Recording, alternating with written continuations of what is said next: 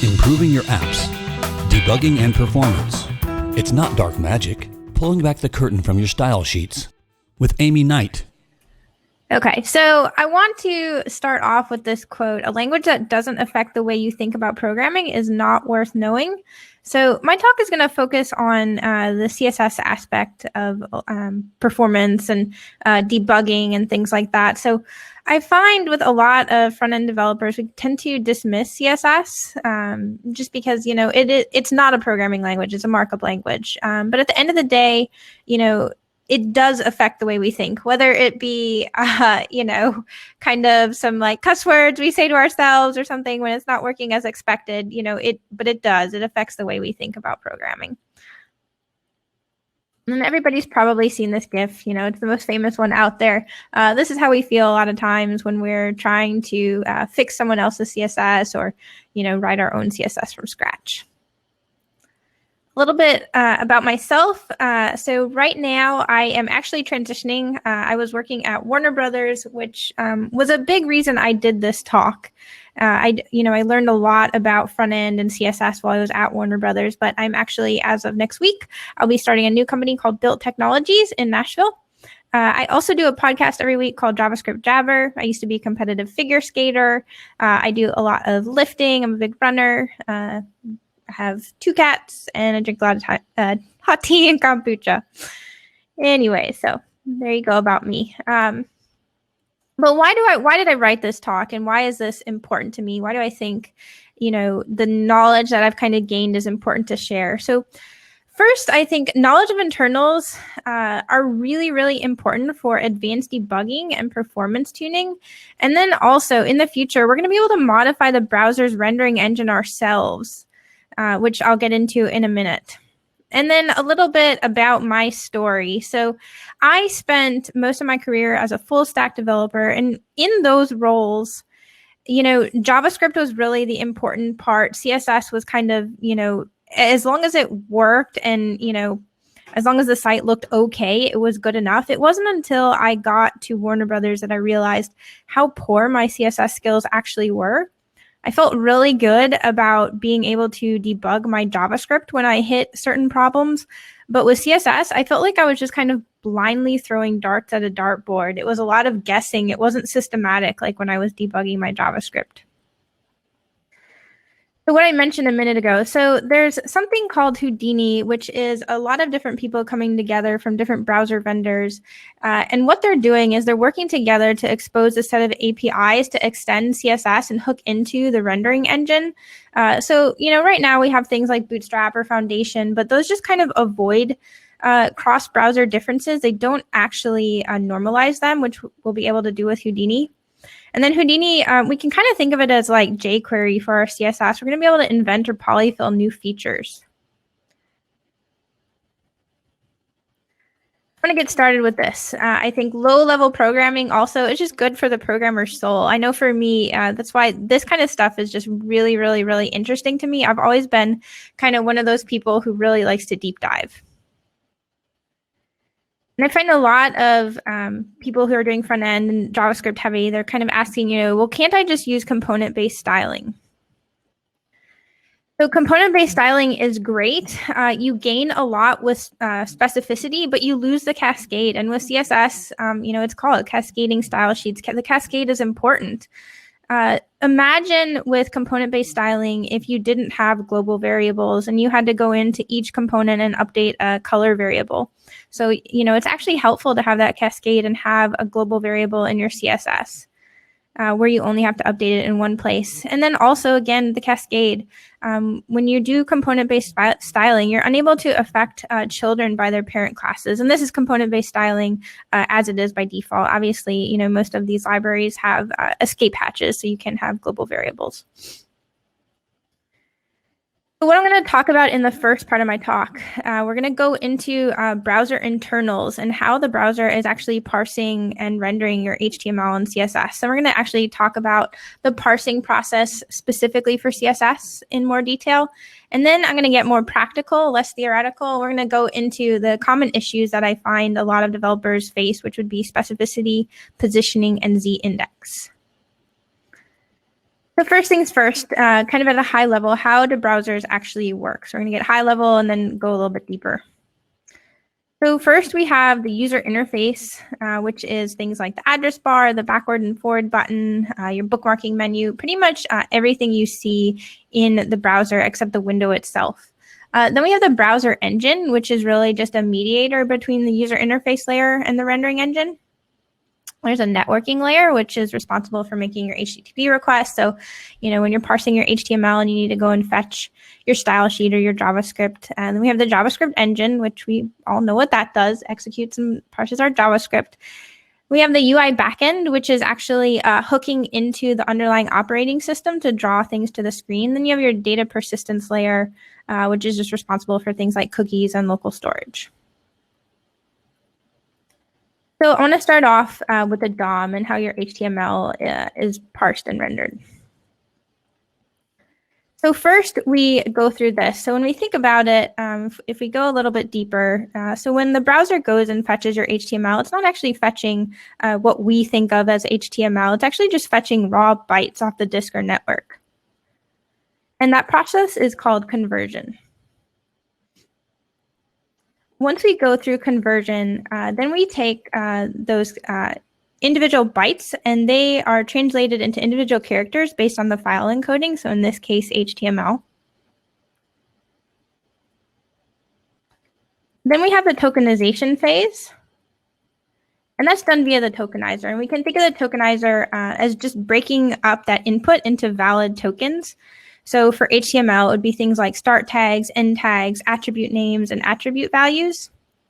And the tokenizer is what's responsible for stripping irrelevant characters like white space and line breaks. A lot of times, tokenization would be combined with something called lexing. And if we want to visualize it, the tokenizer output is going to look something like this. So if anybody is familiar with ASTs or abstract syntax trees in JavaScript, the tokenizer is going to do something very similar. Then the emitted tokens from the tokenizer are converted into individual object nodes. So we can imagine they're going to look something like this. From there, we move on to the parser. So when we think of the parser, we can think of it's responsible for understanding the grammar, so the vocabulary and syntax rules of what's been tokenized. So it's going to read the streams of tokens, and then it analyzes the document structure according to the language grammar. So again, in this case, it's going to know that it is parsing an HTML page and do that accordingly. Next up, we have the DOM. So the compiler is going to parse the source code into this tree structure, which we're all familiar with probably, which would be our DOM. I want to talk about the DOM, though, for a minute. So with the DOM, it is not context-free. And what I mean by that is, unlike with CSS and JavaScript, usually with a traditional parser, you don't have to take into account surrounding tags and things like that. But with the DOM, it's different because if we think about it, the browser was created in a way so that we can give it ill-formed HTML, and it's always going to render a page no matter what. But with HTML, it's very different from CSS. It has to take into account the surrounding characters because it needs to account for edge cases. So I like to visualize, especially since I'm a skater and with winter and things like that, we can think of HTML as this unconventional parser. When it's going through and it's parsing our HTML, it looks a lot like this. It's not a smooth process. Unlike with skating, with our CSS, it's a conventional parser, and hopefully, like I try to be when I'm skating, it's a very smooth process. You give it the same input, you're always going to get the same output no matter what. So to recap that section, the browser is going to send the HTTP request for a page. The web server then sends a response. The browser is going to convert that response data, the raw bytes, into tokens via the tokenizer. The browser then turns those tokens into nodes. The browser then turns those nodes into a DOM tree. Once the DOM tree construction is finished, though, we pause for the CSS object model tree construction. So I'm kind of curious, if I was giving this talk to a room full of people, I would be interested to know who's actually heard of the CSS object model. But maybe people can chime into the chat, but I don't know. So I'm just going to keep going for now, though. So it's important to understand that the DOM and the CSS object model are completely different data structures to the browser. But again, the CSS object model is a lot like the DOM. It's this AST tree structure. And like HTML, we need to essentially follow that same exact process. We need to convert the CSS rules from those raw bytes that the browser is receiving into something it can actually understand. So we're going to repeat that same process. If we think about it, first what's going to happen is the browser is going to start parsing our HTML, and eventually it's going to encounter a link tag in the head for the style sheet. So then the browser uses the HTTP layer to dispatch a request for that style sheet. And at that point, everything is going to stop. And that's because by default, now you can change this with different attributes on your link tags and things like that. But by default, CSS is treated as a render blocking resource. And if we stop and think about that, it's because a lot of times our JavaScript is reaching for things based on style information. So if the browser didn't stop by default, a lot of times the JavaScript could get wrong answers. This could also be really jarring for the user because if we think about it, CSS when it's loaded is kind of done incrementally because of the cascade. So if we didn't stop and wait before we showed everything to the user, the page would potentially be like red, and then all of a sudden the cascade is going to change it to blue. So that would be really jarring. So like I said, we're going to go through this process. We get the raw bytes. Those are converted into characters. The characters are then tokenized, and then we end up with our individual object nodes, and then we arrive at the CSS object model. So those CSS files are essentially parsed into stylesheet objects. Each stylesheet object contains a CSS rules object. Each rules object then contains selector and declaration objects, and then other objects corresponding to the CSS grammar. So if we visualize that, that's how we end up with this AST or tree-like structure for the CSS object model. And the reason that we have this tree structure, it's in order to compute the final styles for the object on the page, the browser is going to start at the most general rule, which would be like our body element. And that's going to recursively compute the styles, applying more and more specific rules following that cascade. About the CSS object model, though, you can think that the DOM tree is going to capture properties and relationships to the document markup. But it doesn't actually tell us how things are going to look when they're ultimately rendered to the screen. That's the responsibility of the CSS object model. So the CSS object model is not one-to-one with the DOM. Things like display none, script tags, meta tags, the head element, things like that are omitted since they're not reflected in the actual rendered output. Something like with visibility hidden, though, that will appear because it is actually in the output if you go and inspect the source. Once the browser has constructed the DOM and the CSS object model, then we can go and mash those two together into something called the render tree, which brings me to kind of the halfway point in my talk. If we think about the render tree, it's really a tree of a visual elements in the order in which they're to be displayed. Since the CSS object model can reorder things, that's why we have to have this render tree. It's the visual representation of the document, and it's going to enable painting of the content in their correct order. So the CSS object model can have drastic effects on the render tree, but it doesn't affect the DOM tree at all because we have that render tree. The purpose of the CSS object model, it knows how to lay out in Paint itself and its children. And it's going to include geometric information like the width, height, and position of each of those nodes. And then each node in the DOM tree that produces visual output, we can imagine that it has a corresponding render object in the render tree. So starting at the root of the DOM tree, we're going to traverse each node. We then omit the non-visible nodes.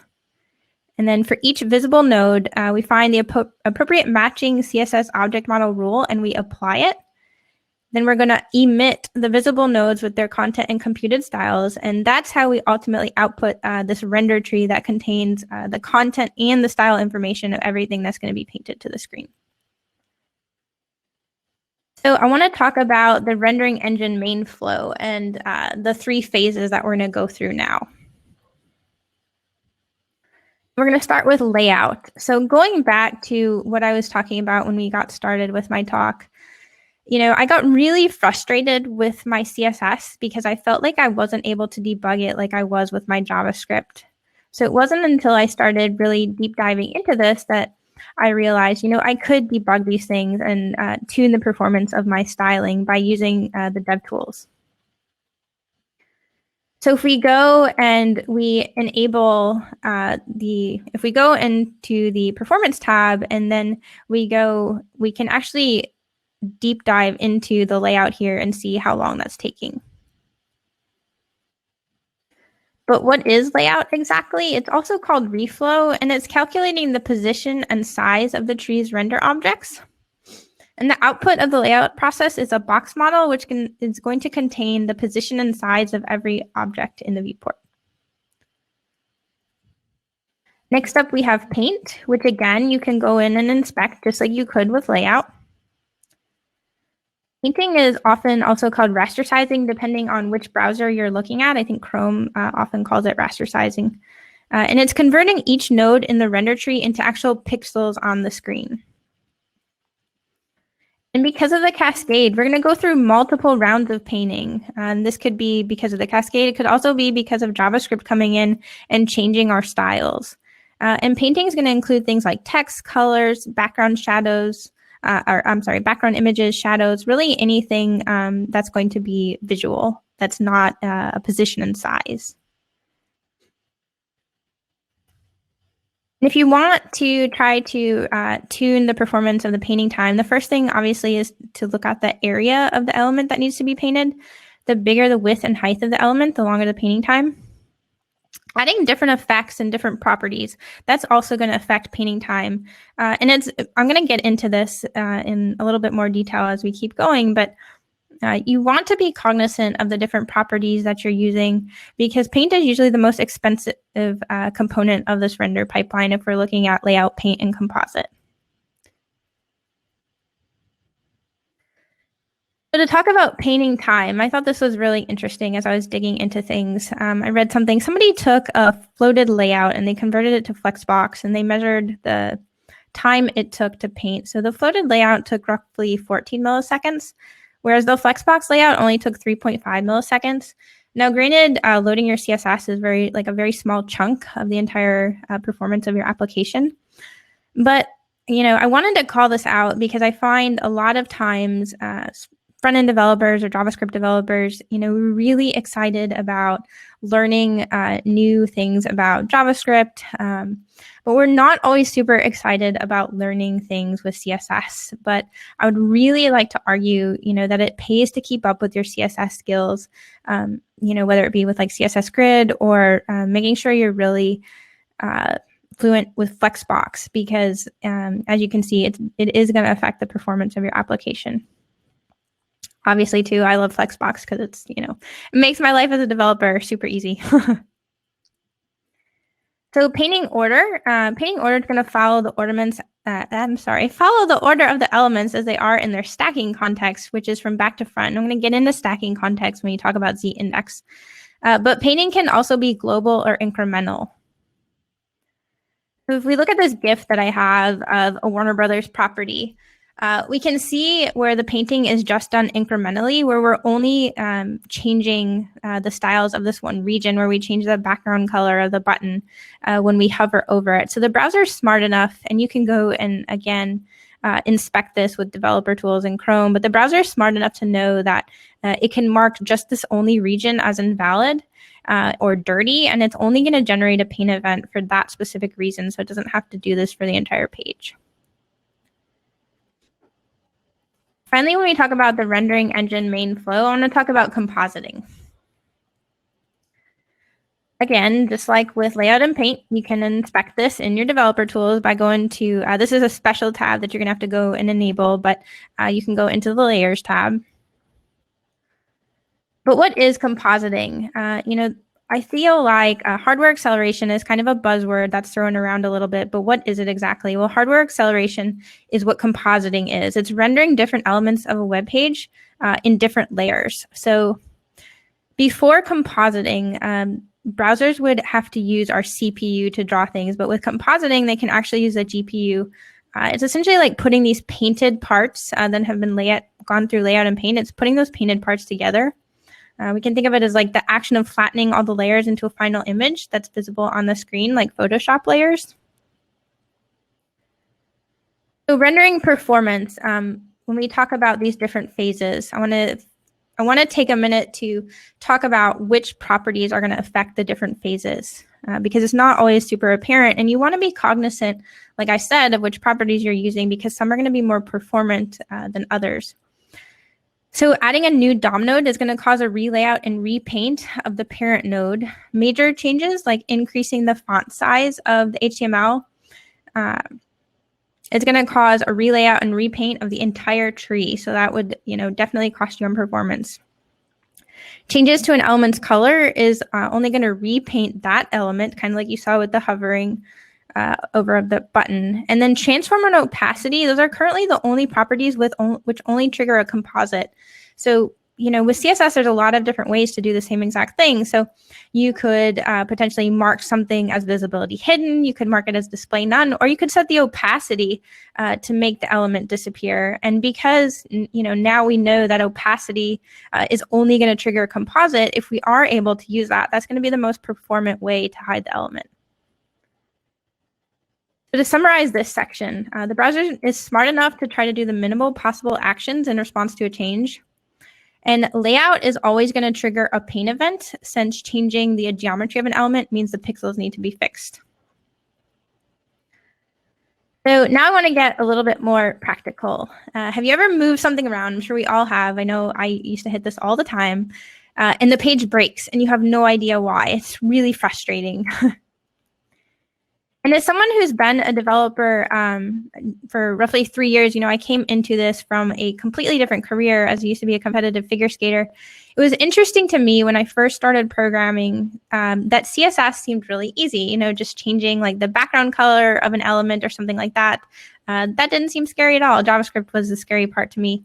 But as I got more advanced, JavaScript was the part that really seemed super easy to me. And CSS was the part that honestly started to terrify me.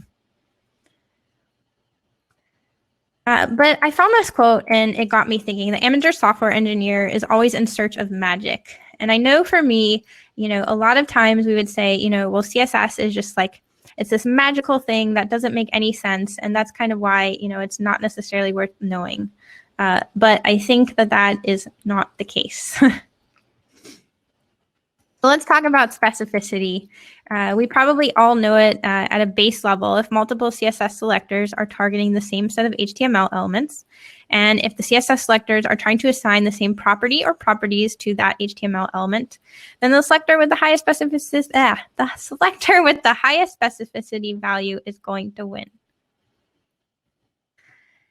I want to take a look at this HTML and then the associated style rules applied. And I know we're right at about an hour here, and I would say I probably have another 5 to 10 minutes left in my talk, maybe no more than 10 minutes. So hopefully you guys can stick around. Anyway, so we're going to take a look at this. I want you guys to guess what color the anchor tag is going to be. The answer is pink. So some of us might have guessed pink, but do we know why it's pink? I find that not a lot of people usually do. I want to talk about how this is calculated. You can read the numbers. So the value was pink because it had a value of 111, and we can read those as it was 111, but those commas are there to remind us that it's not a base 10 system. You can have a specificity value that's going to start with a 0 or have like a 13 in it, and it's not going to spill over like a base 10 system. But for our purposes of understanding which color it's going to be, this is okay. So a lot of times I find if I'm trying to figure out why something is not getting a specific rule that I've applied, and I know that it's a specificity issue, I'll just kind of draw like a little table to try to figure out why.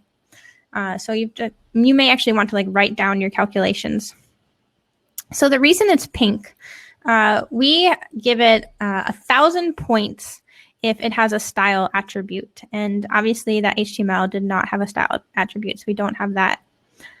Then we're going to count up the number of ID selectors, and we get 100 points for that. Then we're going to count up the number of class selectors, attribute selectors, and pseudo classes, and each of those get 10 points. Then we're going to count up the number of selectors and pseudo elements, and those each get 1 point. So if we look at this, that's why some people might have guessed that it would be the second row, but the reason for that is that the third column is going to give us more points than that fourth column. So next up, positioning. So positioning, going back to layouts, the process of determining the position and size of all boxes. For normal, the object is positioned according to its place in the document, its box type and dimensions. And when I say positioned, I mean where it is in the render tree. For relative, it's positioned like usual and then moved by the required delta. For float, the object is first laid out in the normal flow and then moved as far left or right as possible. For absolute positioning, the object is going to be put in the render tree in a completely different place than it is in the DOM tree, and that makes sense given what we've gone over. And then positioning phases. It was interesting to me when I dug into this, how width and height are calculated, because they're calculated a little differently, and I found that this isn't always immediately apparent to everyone. Again, though, layout is a recursive process because of that cascade, but width is computed based on the current render object. Height, however, is a little bit different. So for each child, the current render object is going to determine the position of the child, and then it asks the child to compute its dimensions. Then the current render object can compute its height based on the child. Okay, so this is the last practical thing we're going to get into. We're going to talk about z-index. So we all know z-index. It seems pretty simple. You know, from a high level, every element in the HTML document can either be in front or behind of every other element in the document, and elements with a higher z-index are stacked in front of elements with a lower z-index. It appears so simple, though, that I think most developers don't actually dig any deeper than this, and that's where they get into trouble. So the key to debugging z-index is understanding stacking context. And stacking context is a three-dimensional representation of the HTML elements along this imaginary z-index, so relative to the user facing the screen. And we can think of stacking context as a group of elements with a common parent that are going to move backwards and forwards together. So for stacking order, every stacking context has a single HTML element as its root element. And we have to think about this too. So z-index is only going to be applied when we have a position property applied there. So relative or absolute, really any value other than static. And when z-index and position properties aren't involved, the rules are simple. The stacking order is the same as the order of the appearance in the HTML. We have different stacking contexts. We have a root stacking context that's created by our HTML element, and then we have local stacking contexts, which are going to be triggered when we add specific properties and their corresponding values. And within a local stacking context, the z-index value of the children are all relative to the root element of that stacking context rather than to the document root like the HTML element. And if we think about this, based on what I've been saying, this should make sense. Layers outside of a stacking context, so sibling elements of our local stacking context, they can't sit between layers within a different context. It's all about what stacking context we're in.